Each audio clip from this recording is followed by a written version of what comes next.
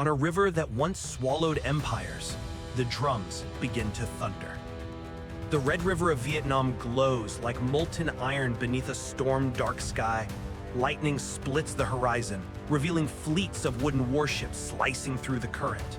Banners snapping in the wind, black ink screaming two ancient words, Satat, strike the Mongols. The sound rises, oars slamming, gongs echoing, men shouting into the rain. On every deck stand warriors in tattered armor, farmers turn soldiers, sons turn shields. They row not for glory, but for home.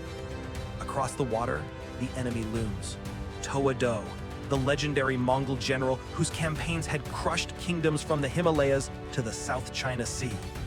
His 30,000 horsemen and sailors once rolled like thunder through Asia. But here, on this crimson river, his shadow begins to flicker. The wind shifts. The tide pulls strange. From reeds and hidden coves, Vietnamese ships appear one after another, quiet, deliberate, unstoppable. The trap has closed.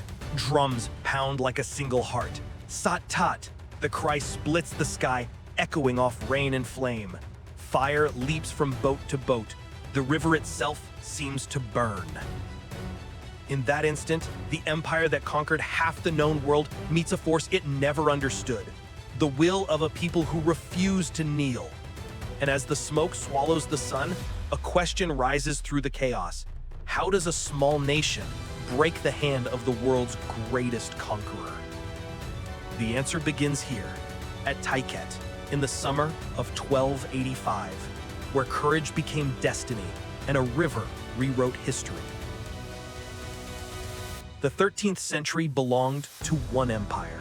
From the plains of Central Asia to the gates of Europe, the Mongol horse had thundered across the world like a living storm.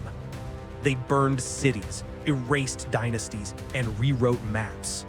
To most nations, resistance was suicide. But far to the south, where monsoon winds tangled with mountain mist, lay a kingdom the Mongols had not yet broken. Đại Việt. A narrow strip of land cradled between jungle and sea, small on a map, yet fierce in memory. Here, rice paddies shimmered like mirrors under the sun. Here, every river had two names, one for trade and one for war. The Mongols came once before, in 1258, and found not submission, but cunning. They had expected fortresses. Instead, they found emptiness. Villages abandoned, bridges burned, crops gone.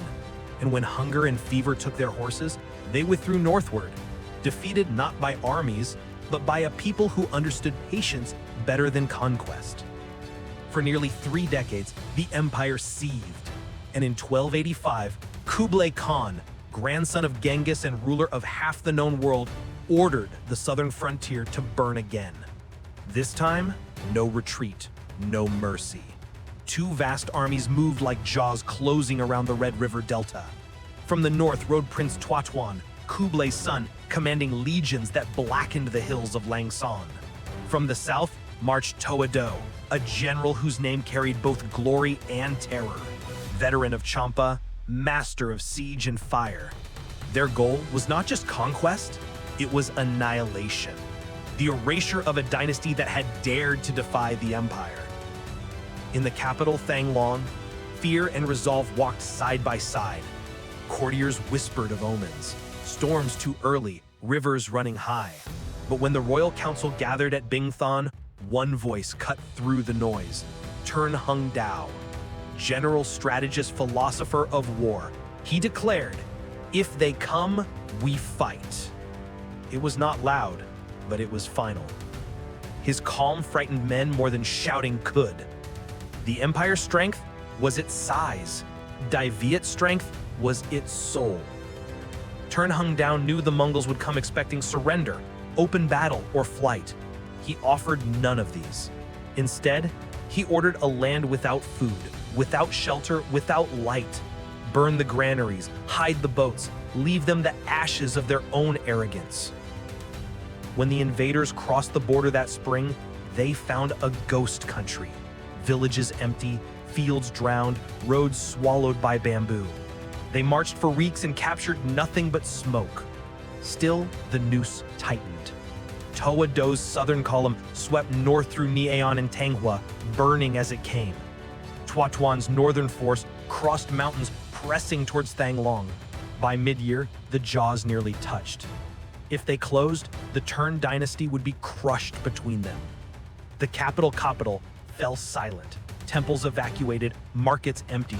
Even the king, Tern Yan Tung, young, contemplative, unyielding, left the city, withdrawing southward to preserve the nation's heart. Behind him, Fanglong burned. Villagers watched from distant hills, tears mixing with ash. They saw their homes die, but their country still breathed. For they believed something the Mongols could never understand. A kingdom is not its walls. It is the will of its people. And that will, quiet, patient, unbroken, was already gathering like thunder on the Red River. Spring faded into the heavy breath of June. The Red River swelled with mountain rain, brown and restless, carrying secrets beneath its surface. On its banks, the camps of Viet flickered with torchlight. Black silhouettes of warships rocked gently against the current, silent, waiting, alive. Every plank had been carved by local hands, every oar wrapped in cloth to hide its sound. This was not the army of a great empire. It was an army of memory, men who fought for the fields where they were born. Across the plain, Tua Do's southern host advanced. 30,000 seasoned troops hardened by the fires of distant wars. Their banners glittered with foreign symbols. Their war drums carried arrogance in every beat. They had crushed kings before breakfast. They believed this would be no different. But they were marching into a country that no longer played by the rules of empire. In the war room, Trần Hưng Đạo bent over a map drawn on silk and smoke. His hand traced the river's slow curves like a pulse. He did not look at the enemy. He listened to them. The enemy is strong, but they do not understand our people, he said softly. Around him stood the men who would make his design real. Chern Quang Hai, calm and measured. Chern Yat Yuat, the scholar warrior. Pham Gu Lao, the soldier's soldier. And Chern Quoc Tuan, barely 16, the orange-crushing youth whose defiance had become a legend. Each carried not only a weapon, but a story of why this land mattered. Hưng Dao's strategy was audacious. Strike south before the two Mongol armies could unite. Destroy Tua Do's force on the river and the northern column would collapse. The place he chose for the ambush was a curve of the Red River called Taket. Shallow in parts, deep in others, dotted with islands and reeds like a secret written in code. Here, water could fight for him. He studied the tides, the wind, the width between banks. He read the river the way a general reads men, knowing where it bends, where it betrays, and when it can kill. Orders rippled through the night. Prepare the fireboats, hide them upstream beneath nets of leaves. Spread the word. The main army gathers at Tien Mac to face Tua Tuan. Let Tua Do believe it. It was a lie worth more than gold. Night after night, fleets of slender boats drifted silently down the river. Oars dipped, rose, vanished into moonlight. The soldiers spoke little, even breath felt sacred. Sometimes they heard frogs, sometimes wind through reeds, sometimes their own hearts. Some prayed, others whispered names of wives and children. All knew the same truth. Tomorrow was promised to no one. From the decks, villagers appeared like shadows, bringing rice, water, a handful of salt. They bowed, offered what little they had, and stepped back into darkness. The army's strength was not in numbers, but in faith. When Hưng Đạo moved among his men, they straightened without command. He carried no arrogance, only certainty. He told them, better to die with honor than to live in shame. The river listened. Far downstream, Tua Do's army reached Hưng Yen, their armor caked with dust and sweat. The heat pressed down like a curse. Their horses struggled in the marshland, supplies ran thin. The general's temper burned faster than his torches. Still, he pushed on, confident that Thuat Huan waited beyond the horizon, ready to join him in victory. He did not know that every mile forward was a mile deeper into the trap. By mid-June, the Vietnamese fleet had gathered. Over 100 warships armed with spears, arrows, and burning oil floated in position. On the command ship, the great banner of the Churn fluttered beside the flag of black letters, Sat That. Its fabric caught the wind like a heartbeat. That night, Hưng Đạo wrote to his king, "The time has come." The letter carried no fear, no doubt, only the weight of history about to turn. He stood at the prow, the torchlight painting lines of fatigue and faith across his face. The air smelled of wood, salt, and waiting. He looked toward the south, where Thuat Do was marching blindly into the river's mouth, and he whispered, as if to the water itself, "Tomorrow, Đại Việt will write again, in fire." The sky held its breath. Dawn. June 1285. The Red River glows like metal beneath a rising sun. Mist curls over the surface, pale, ghostly, silent. Then, far in the distance, a single drumbeat splits the air. Boom. Another. Then 100 more. The sound rolls through the valley like thunder over water. From the mist emerge the warships of Đại Việt, low, dark, ready. Hundreds of sails unfold like the wings of cranes. The morning light strikes their hulls, and the river itself seems to tremble. At the center stands the flagship of Trần Hưng Đạo. He raises his sword high. "For Đại Việt," he shouts. "Fight to the last breath." A roar answers him, thousands of voices, fierce, defiant, one. Oars plunge, water explodes, the fleet surges forward. From the south, Thuat Do arrives. His banners gleam with gold, his armor black with soot and pride. Before him stretches the Red River, calm, inviting, treacherous. He sees the enemy fleet lined across the water like ants before a storm. He laughs. Do they think a handful of boats can stop 30,000 men? He lifts his curved sword. "Advance!" The order ripples through the ranks. Mongol drums answer in thunder. War horns blare, deep and cruel. Rows of ships slide into the current, oars churning, horses screaming from the banks, archers ready to rain death from above. The empire has come to finish what it began. But the river has chosen its side.